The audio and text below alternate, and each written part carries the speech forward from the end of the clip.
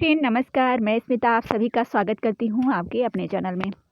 Friend देखिए, जैसा कि इस चैनल का नाम है एडू क्लासेस एक कदम सबके साथ, तो ये कदम सबके साथ मतलब आप सभी के साथ है। तो आप सभी को भी इसको सपोर्ट करना चाहिए, लाइक करना चाहिए, शेयर करना चाहिए। मैं आप सभी के लिए क्लासेस बनाती हूँ, मेहनत करती हूँ, तो कम से कम एक लाइक तो बनता है। आज कहना ही पड़ रहा है, वैसे मैं आप लोगों से कहती नहीं हूँ, बट अच्छा नहीं लगता है। आप लोग क्लासेस को लाइक किया करिए, अपना कमेंट बॉक्स में अपना जो है कमेंट भी लिखा करिए, जिससे हमें भी अच्छा लगे। मेरा भी स्टार्टिंग है, मैं भी आप सभी की एज की हूँ, तो अच्छा नहीं लगता। कुछ सीनियर्स हैं, तो आप सभी से भी मेरा रिक्वेस्ट है कि अगर आपको हमारा कार्य पसंद आ रहा है तो आप सभी प्रोत्साहित नहीं करेंगे, आप हमें बताएंगे नहीं, तो हमें कैसे पता चलेगा। फिर कहीं ऐसा ना हो कि मैं ये चीज़ जो है मुझे गलत फील हो कि मैं जो कर रही हूँ उसका जो है आप लोग को पसंद आ रहा है कि नहीं आ रहा है। फिलहाल पसंद तो आ ही रहा है, वैसे ही तो आप लोग जो है नहीं ज्वाइन करने लगते हैं हमारा पेड कोर्स, जिनकी समझ में आ जाता है। मैं आपको बताऊं, बहुत सारे अभ्यर्थी ऐसे हैं जिन्होंने भाई से नंबर लेके डायरेक्ट फीस पे करके बाद में जो है मुझसे कांटेक्ट किया, तो उसके लिए बहुत बहुत धन्यवाद आप सभी का, जो मुझ पे इतना ट्रस्ट कर रहे हैं आप सभी।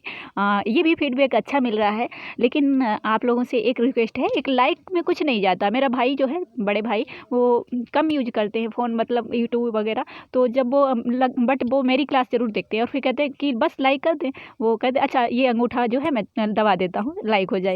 तो ये होता है, वो जानते हैं कि ये काम कर रही है, तो इसको प्रोत्साहित नहीं करेंगे तो कैसे काम चलेगा, है ना। तो आप लोग मुझे बताइए कि इसमें क्या इम्प्रूव होना चाहिए। ओके, तो ये सारी चीज़ें हैं, आप लोगों से रिक्वेस्ट है मेरी। तो चलिए, मैंने आप सभी से बोला था कि मैंने आप लोगों के लिए लाइव क्लास में बोला था डॉक्टर नगेंद्र के इतिहास से मैंने क्वेश्चन सेट किया है, तो मैंने यहाँ पे इतने क्वेश्चन सेट किए हैं। आज मैं इतना ही कर पाई। फ्रेंड आप सभी को मालूम है कि मेहनत तो होती है, और उसके बाद में मुझे अभी जीआईसी और जीटीसी के लिए जो है क्विज भी तैयार करनी है। डेली क्विज तैयार करती हूँ, डेली जो होमवर्क उनको शाम को देती हूँ उसी का मैं क्विज तैयार करती हूँ लोगों के लिए, जीआईसी और जीडीसी के लिए। तो आप भी अगर जीआईसी और जीडीसी की तैयारी कर रहे हैं, जीके जीएस करंट अफेयर पढ़ना चाहते हैं, तो आप हमारा कोर्स ज्वाइन कर सकते हैं, जहाँ पे आपको क्विज वगैरह कराई जाएगी। ठीक है, और नेट जीआरएफ के लिए आप कोर्स लेना चाहते हैं तो ले सकते हैं। अगर आपको लग रहा है कि ज्वाइन करना चाहिए तो ज्वाइन करिए, अगर आपको लग रहा है कि आप सेल्फ कर सकते हैं तो करिए। ठीक है, ये चीज़ है, कोई आपसे जो तो है नहीं कि आप जरूर ज्वाइन करिए, आपको लगे अगर तो ज्वाइन करिए। ठीक है, तो चलिए, ये यहाँ पे नंबर दिया है, इस पर आप जो है कॉल कर सकते हैं, व्हाट्सएप कर सकते हैं, मतलब व्हाट्सएप ही अलाउ है इस पर। उसके बाद में अगर आप हमसे कॉन्टेक्ट करना चाहें तो वहीं आपको जो है कॉन्टेक्ट नंबर दे दिया जाएगा, आप हमसे डिस्कशन कर सकते हैं। जो भी ज्वाइन कर रहे हैं उनसे मैं बात भी करती हूँ। ओके, तो चलिए स्टार्ट करते हैं आज की क्लास। आप लोगों ने इसमें कितने क्वेश्चन राइट किए आप हमें जरूर बताइएगा। चलिए, फर्स्ट क्वेश्चन है। आपको मालूम होगा कि डॉक्टर नगेंद्र के इतिहास में क्वेश्चन तो दिए नहीं है, ये क्वेश्चन मैंने तैयार किए और आज ही तैयार किए हैं। ठीक है, तो एक लाइक तो बनता है ना। चलिए ठीक है, ओके। फर्स्ट क्वेश्चन है, हिंदी साहित्य के इतिहास की पुनर्लेखन की आवश्यकता है किस पुस्तक में दिया गया है। पुनर्लेखन है, बाय मिस्टेक आपसे माफ़ी चाहूँगी, जो है मैंने टाइपिंग की, गलत हो गया, चलिए कोई नहीं। तो हिंदी साहित्य के इतिहास की पुनर्लेखन की आवश्यकता है किस पुस्तक में दिया गया है। डॉक्टर नगेंद्र के इतिहास में, रामचंद्र शुक्ल के इतिहास में, हजारी प्रसाद द्विवेदी के इतिहास में, रामस्वरूप चतुर्वेदी के इतिहास में। फर्स्ट जो 15 पेज दिए गए हैं उन्हीं से ये क्वेश्चन लिए गए हैं। अगर आपने पढ़ी हो तो इसका आंसर आपको कमेंट बॉक्स में बताना है, और अगर आपने डॉक्टर नगेंद्र के इतिहास को पढ़ा है तो 25 क्वेश्चन में 20 क्वेश्चन अगर आपने राइट नहीं किया है तो समझ लीजिए आपने कुछ भी नहीं पढ़ा है। ठीक है, ये आपको समझना है, चाहे आप हमें बताएं या ना बताएं, आपको समझना है खुद। तो ये हिंदी साहित्य के इतिहास की पुनर्लेखन की आवश्यकता है किस पुस्तक में दिया है, तो ये डॉक्टर नगेंद्र के इतिहास में दिया है, क्योंकि डॉक्टर नगेंद्र के इतिहास से ही क्वेश्चन सेट किए हैं। नेक्स्ट क्वेश्चन जो आपका है वह है, पूरा क्वेश्चन देखते हैं। देखिए, केवल अतीत ही वर्तमान को प्रभावित नहीं करता, वर्तमान भी अतीत को प्रभावित करता है। सही है। किसने कहा है, किसका कथन है? डॉक्टर नगेंद्र का, रामचंद्र शुक्ल का, इलियट का, अरस्तू का। 4 ऑप्शन दिए हैं, राइट आंसर होगा आपका इलियट। ठीक है, केवल अतीत ही वर्तमान को प्रभावित नहीं करता, वर्तमान भी अतीत को प्रभावित करता है, इलियट कहते हैं, और क्वेश्चन ये पूछा गया है। नेक्स्ट क्वेश्चन, गुण और परिमाण समृद्ध निरंतर विकासशील हिंदी साहित्य का परिपूर्ण इतिहास तो कोई एक प्रतिलेखक ही लिख सकता है। कथन है किसका? डॉक्टर नगेंद्र का, रामचंद्र शुक्ल का, हजारी प्रसाद द्विवेदी का, इनमें से कोई नहीं। कौन होगा भाई? तो ये है डॉक्टर नगेंद्र, क्योंकि डॉक्टर नगेंद्र के इतिहास से है। आगे बढ़िए, आगे क्वेश्चन है, आज के जीवन में लेखकों का समुदाय ही बन सकता है, संघ नहीं। किसका कथन है? रामचंद्र शुक्ल, हजारी प्रसाद द्विवेदी, डॉक्टर नगेंद्र, इनमें से कोई नहीं, तो डॉक्टर नगेंद्र। आगे बढ़िए, डॉक्टर नगेंद्र के इतिहास के प्रथम संस्करण का प्रकाशन कब हुआ था? तो रामचंद्र शुक्ल का मालूम होगा, 1929। डॉक्टर नगेंद्र के इतिहास कि प्रथम संस्करण का प्रकाशन वर्ष कब हुआ। तो ये देखिए आपका जो डॉक्टर रामचंद्र शुक्ल का इतिहास है उसके 44 साल बाद आया है ये, ठीक है। तो ये 1973। आगे बढ़िए। इतना भी डीप पढ़ा है आपने। डॉक्टर नगेंद्र के इतिहास कितने अध्याय में संकलित है? अगर पूछ दिया जाए तो आप बता सकते हैं ना। 18 अध्याय, 17 अध्याय, 15 अध्याय, 16 अध्याय। कितने अध्याय हैं? पढ़ा है आपने तो बताइए कमेंट बॉक्स में। लाइव क्लास में इतना टाइम लेती हूँ, यहाँ पे आपको आंसर बताना है, ठीक है। तो इसका क्या हो जाएगा? 17 अध्याय, ठीक है। 17 अध्याय में लिखा गया है, खोल के देख लीजिएगा पेज। नेक्स्ट है, अपभ्रंश भाषा का काल मोटे रूप से माना जाता है। जीआईसी, जीडीसी, पीजीटी सभी के लिए महत्वपूर्ण। 500 ईस्वी से 1000 ईस्वी तक, 14वीं सदी से और 16वीं सदी तक, 1000 ईसा पूर्व से 500 ईसा पूर्व तक, इनमें से कोई नहीं। देखिए इसमें बहुत सारे कन्फ्यूजन होते हैं फ्रेंड। आपका अपभ्रंश आया, आपको मालूम है ईसा पूर्व कौन सा है? ईसा पूर्व, यहाँ पे ये ईसा मसीह जो थे उनका जन्म हुआ, इससे पूर्व जो कार्य हुए वो ईसा पूर्व होंगे और इसके बाद में ईस्वी आएगा। तो आपका ईसा पूर्व में नहीं जाना है आपको, ये आपका 500 ईस्वी से 1000 ईस्वी तक, ठीक है।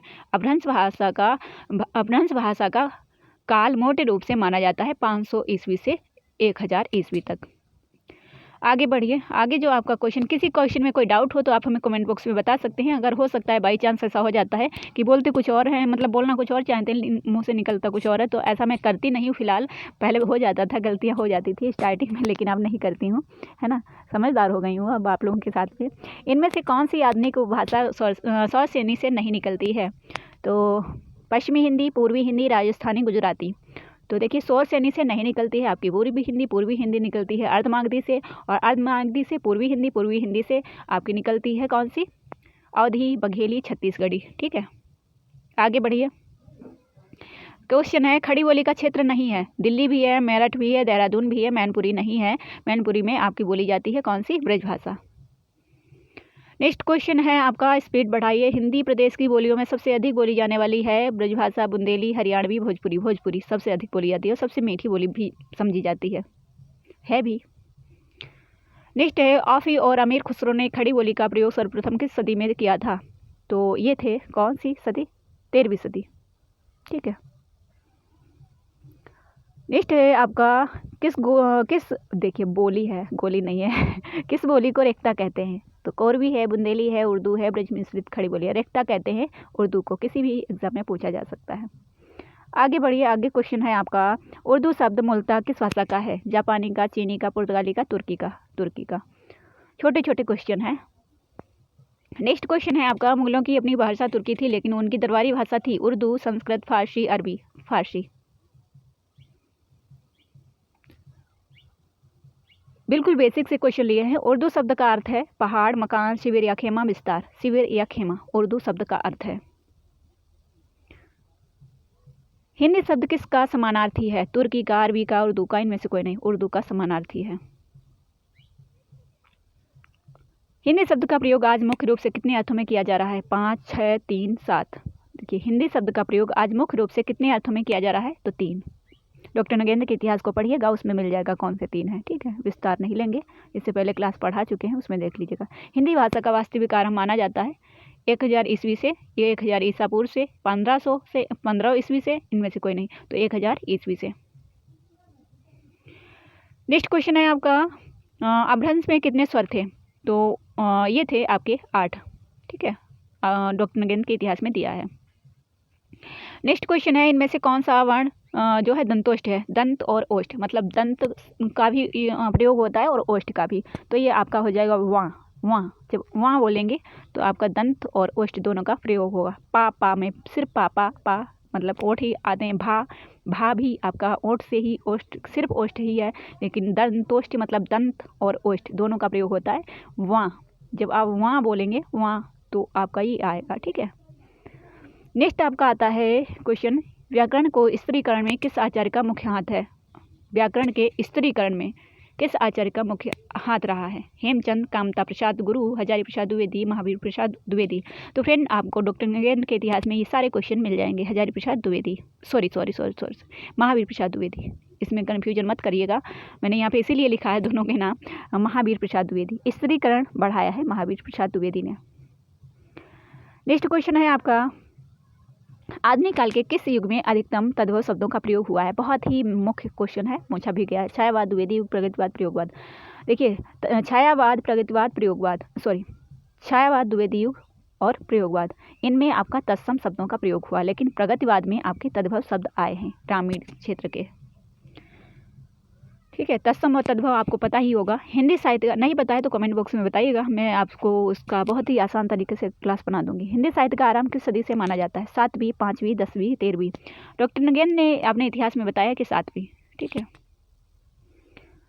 नेक्स्ट जो क्वेश्चन है आपका, संविधान के किस अनुच्छेद में हिंदी के विकास का वर्णन किया गया है? विकास, विस्तार होना चाहिए हिंदी का। 43, 45, 51, 50, 351 अनुच्छेद। ठीक है, विकास का वर्णन कहा गया है कि विकास होना चाहिए हिंदी का। ठीक है, उसी के लिए हम जो है अपना प्रयासरत हैं, समर्पित है हमारा चैनल हिंदी को। और आज का लास्ट क्वेश्चन है, अमीर खुसरो ने अपनी रचना खालिकवारी में हिंदवी का कितनी बार प्रयोग किया है? अगर आपने डॉक्टर नगेंद्र के इतिहास को पढ़ा है, अगर आपने हमारी डॉक्टर नगेंद्र के इतिहास वाली क्लासेस देखी है तो आप इसका आंसर देंगे, नहीं तो मैं बेफालतू में जो चिल्ला के आप सभी को पढ़ाती रहती हूँ। डॉक्टर नगेंद्र के इतिहास को आप सभी लोग बहुत चाहते हैं, आप सभी लोग कहते रहते हैं मैम डॉक्टर नगेंद्र के इतिहास की बुक से हमें क्लास दो। तो अगर आपके लिए मैंने जो 27 क्लास बनाई है उसमें इस क्वेश्चन को भी मैंने आपको पढ़ाया है। तो अगर आपने पढ़ा है डॉक्टर नगेंद्र के इतिहास को तो इस 25वें क्वेश्चन का आंसर आपको हमें कमेंट बॉक्स में देना है। ठीक है, अगर आप इसी टाइप से और क्लासेस चाहते हैं डॉक्टर नगेंद्र के इतिहास से तो मैं पूरी डॉक्टर नगेंद्र के इतिहास आपको कंप्लीट कराऊंगी और साथ ही ये क्वेश्चन आपको प्रोवाइड कराऊंगी। ठीक है, और ये क्वेश्चन आपके पेड कोर्स में भी जाएंगे, वहाँ यहाँ से इनसे आप अपना जो है इनको मैं जो है पूरा क्रम बनाऊंगी। ठीक है, इनका PDF एक तैयार करने जा रही हूँ मैं डॉक्टर नगेंद्र के इतिहास से पूरा। ठीक है, तो आप लोग जुड़िए और जो है अपने कंपटीशन के लिए अपनी तैयारी करिए। इसका आंसर आपको कमेंट बॉक्स में बताना है। ठीक है फ्रेंड, बाकी आप सभी लोग समझदार हैं और अगर आप सपोर्ट करना चाहते हैं तो लाइक और शेयर करके आप सपोर्ट कर सकते हैं। ठीक है, चलिए मिलते हैं नेक्स्ट वीडियो में, तब तक के लिए खुश रहिए, धन्यवाद।